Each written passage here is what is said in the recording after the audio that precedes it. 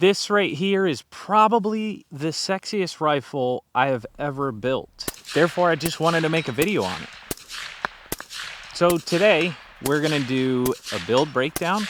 I'm gonna talk about everything I have set up on this rifle and why I have it set up the way that I do. I find myself watching these videos quite a bit where people just talk about a build, and so I figured I would just go ahead and make one myself. To be transparent, I bought like 95% of this, so upper, lower, everything like that. The only two things that I did not purchase were the laser aiming module and the suppressor, which I'm borrowing from Bauer.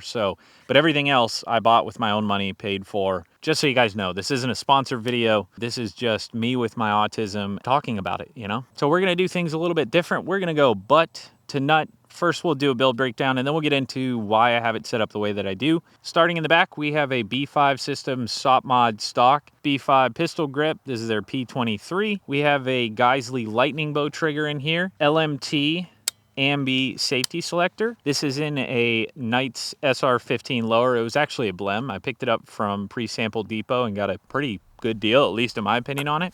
I bought it stripped, so everything else I threw in myself. Forgot to mention we have a Voltor A5 buffer system in here, as well as the receiver extension, buffer tube, whatever. Charging handle, I'm running the Radian Raptor SD. Rear iron sights, we have the ScalarWorks. These are 157 height. I love these iron sights.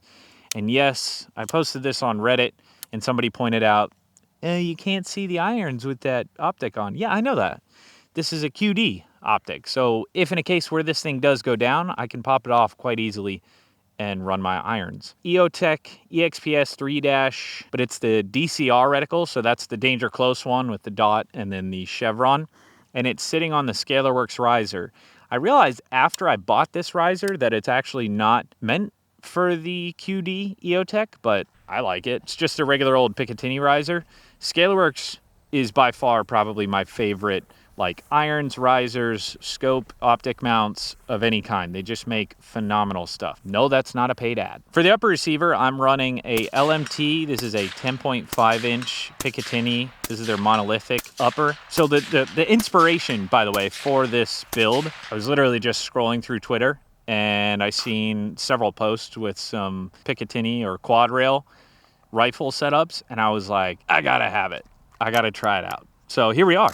This is it. Magpul, Picatinny rail covers, Tango down, I believe it is. Picatinny grip on there. HRF Concepts 45-degree mod button Picatinny mount. We have a Modlite PLHV2 in their 18350 body with the Unity gas cap. Rovivon GL4 Pro XL, and this is sitting on a Arasaka Picatinny mount for the Modlite. And then for a suppressor, I am running the Exigent Vanish 556. Now, as I mentioned earlier, this is one that I'm borrowing from Bauer. So Exigent sent two suppressors to Bauer as dealer demos so that they could try them out.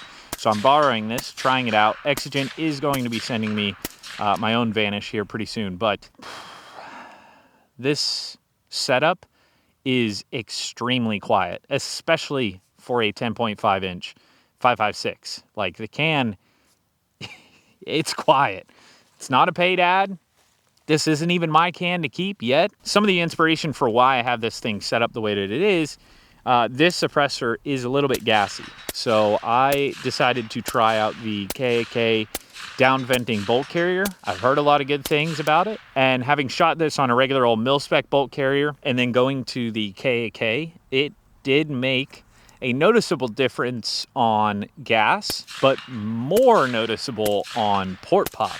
This combination of everything here is one of the most comfortable rifles that I can shoot without ears on.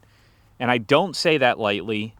And no, you shouldn't try that at home, but I'm just being honest. I was very, very impressed with how quiet this whole setup is. That down vent is doing some magic to the port pop, because that's arguably probably the worst part about shooting 5.56. You can get really, really quiet at the muzzle, but there's not a whole lot that you can do about the port pop. So this KAK did surprise me. So I wanted to set this up. Number one, I have this just unhealthy fetish with short barrel rifles. Previously, I had only ever run like 11.5s or some 12.5s.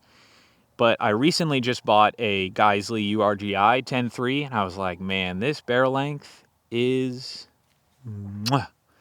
And so I was like, you know what? Let me try out a 10.5. Not that there's a massive difference. And something about this whole setup just does it for me. It's so compact. It's so equipped. It's set up for anything and everything that I could ever want to do. It's deadly enough out to 150 yards. It's accurate enough out to 150 yards. And it is comfortable to shoot. It's very soft. It's very quiet. And it's just a sweet, sweet setup. Obviously, this isn't like a huge 1,000, 2,000, 15,000 round review of any of this stuff. This is just me putting together something inspired by my autism. I kind of just set it up to be an all-purpose rifle, if you will. It'll probably be my truck gun for a little while there. And I know that most people don't typically do the Knights lower with the LMT upper, but I wanted to try something different, and I actually quite like it. But I set it up to do pretty much anything and everything. So we got a white light on here. We have a IR light laser, and then Viz white light and laser combo. It's set up for night vision. It's set up for hunting. It's set up for self-defense. It's nice and compact. Man, I think this thing just came out so good. I don't know if I'm gonna run this thing with the ARC. I would have to, there's actually a little blocker on here. So I would have to remove that in order to, is it on both sides? No, it's not. So I'm not sure if I will, because I really do like the look of this SR15 lower on here. But speaking of the ARC, if you've been living under a rock and you've never heard of it, and you don't know what it is, definitely go back and check out my videos. It is outstanding. And maybe I'm biased because AS Designs is a channel sponsor. Huge shout out to those guys. And if you use code YES at checkout, it will save you 10%. There's your ad read. And I do get a kickback from that. So it does help support the things that I'm doing here and pay for these setups. I don't know what else I could talk about with this thing. I think this came out absolutely incredible. The only other thing I did to it, by the way, is I polished the feed ramps in it. Not that I needed to, it was more of just an experiment. So I'll put some pics on the screen. I was just curious. I saw that the feed ramps were kind of biting into the rounds as they were being chambered. Wasn't causing any problems, but I wanted to see what polishing it would do. And I think it came out pretty decent, and they seem to feed a little bit easier. They're definitely not getting bitten as hard anymore going in. But this is just, oh, it's just such a nice, well-balanced setup. Like, I'm not going to be able to. Titanium can, so that kind of helps. Man, this thing's sexy. God, I love it. And so you guys will see this more on my channel. I'll probably do some suppressor testing with this thing and whatnot. It's my first quad rail build, so let me know what you guys think down in the comments below. It's really all I got for you guys today. So other than that, thank you so very much for watching, and we'll catch you on the next one.